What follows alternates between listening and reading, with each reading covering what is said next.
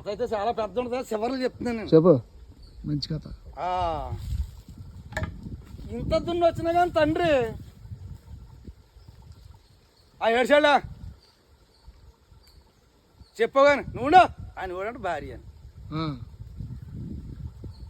ఊరంతా ఈ అమ్మ ఇంకా అలాంటి కొడుకు ఎక్కడ పుట్టడం ఉండడం అనేవారట. ఓ రోజు బాబుకి కొడుక్కి తరకం వచ్చింది. అమ్మ నేను ఎంత చేసి వస్తున్నాను, నన్ను నాన్న ఒక్కరోజు మెచ్చుకోలేదు, నాన్న చంపేయటమా నేను చచ్చిపోతామా.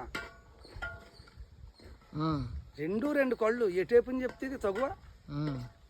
అప్పుడు ఇది ఇంకేం చెప్పలేదు, బాబుకి భోజనం పెట్టింది, ఇది పైకి ఎక్కాడు, బాబు మీద రాయి ఆరేద్దామని మిద్దు మీద రాయి ఎట్టు కూర్చున్నాడు.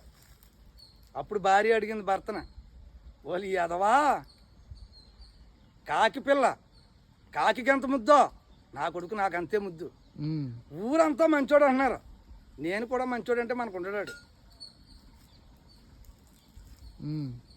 నేను కూడా మంచోడు అంటే మనకు ఉండడా, ఆ మార్తం అర్థం చేసుకోలేకపోయాటే నువ్వు అన్నాడు.